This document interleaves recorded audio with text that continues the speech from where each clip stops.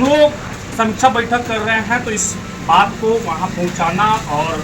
वहाँ रखना आदरणीय जिलाध्यक्ष जी का, प्रधान महासचिव का, या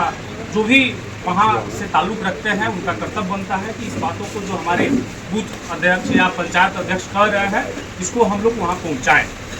देखिए, सबसे बड़ी बात है कि जो चुनाव में खड़ा होते हैं प्रत्याशी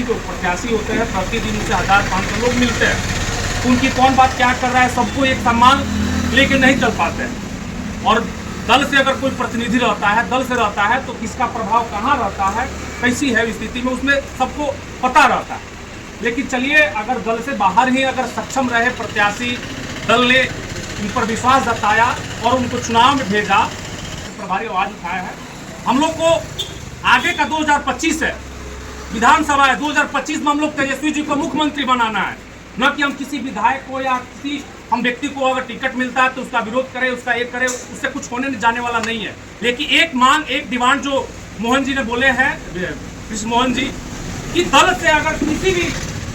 प्रत्याशी को बनाया जाता है A to Z, अगर 10 प्रत्याशी हो, 20 प्रत्याशी हो, सब करता, पंचायत अध्यक्ष भी अगर अपने ख्वाहिश को रखता है कि हमको भी प्रत्याशी बनाया जाए, हमको भी कोई लाभ प्रलोभन मिले, अगर दल से किसी को भी प्रतिनियुक्त किया जाता है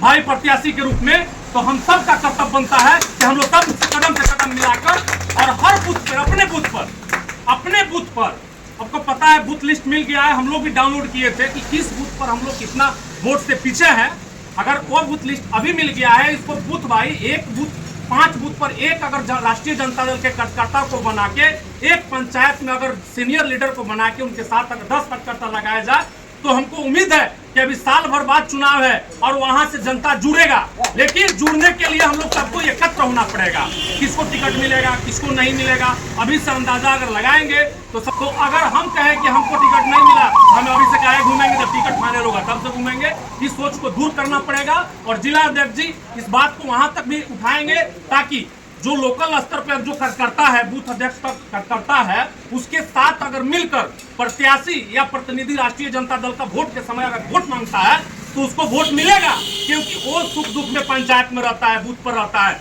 न कि हम अगर जिला से आते हैं तो हम चले जाएंगे बसवरिया में, हम चले जाएंगे वहाँ, तो मेरे प्रभाव से 10 वोट 5 वोट मिल सकता है। लेकिन वहाँ का जो कार्यकर्ता है वो किसके दुख में शामिल है, किसके दरवाजे पर प्रतिदिन बैठता है, उसको पता है कि हमारा वोट कौन है। यहाँ पे बहुत सारे लोग कहें पंचायत अध्यक्ष की इस समाज से वोट नहीं मिला। वोट के समय में हम लोग किसी व्यक्ति समाज के लिए हम लोग वोट नहीं मांगते हैं कि हमको मानते राजपूत समाज वोट नहीं देगा, हमको पंडित जी वोट नहीं देंगे। उस समय क्या होता है, सबको जुड़ना होता है, तो सबसे जुड़ने के लिए तो सब कोई समाज में बोलता है। लेकिन हम लोग को कहाँ पे हकीकत वोट मिल रहा है, वहाँ पे जाना अभी से हम लोग तैयारी करेंगे, तब जाके 2025 में हम लोग तेजस्वी जी को सीएम बनाएंगे।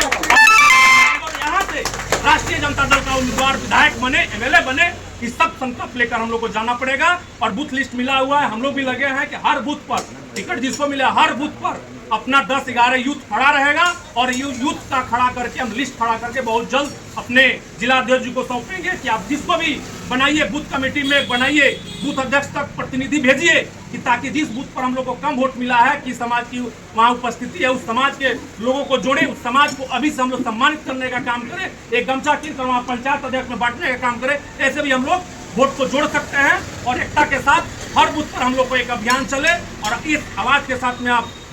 उम्मीद लगाइए कि जो घटना हुआ है लोकसभा में, ये 2025 में न घटे। 2025 में हम लोग का एक ही उद्देश्य है कि राष्ट्रीय जनता दल का 4 से 5 यहाँ से उम्मीदवार हो, इसकी लेकर हम लोग लड़ाई लड़ना है। कोई उम्मीदवार होगा, प्रभु यादव होंगे, मनोज यादव होंगे, इसके लिए नहीं, राष्ट्रीय जनता दल का उम्मीदवार कम से कम 5 हो इस जिला से, इसकी लड़ाई लड़ना है। राष्ट्रीय जनता दल जिंदाबाद, युवा राष्ट्रीय जनता दल जिंदाबाद, लौरिया विधानसभा की जनता जिंदाबाद।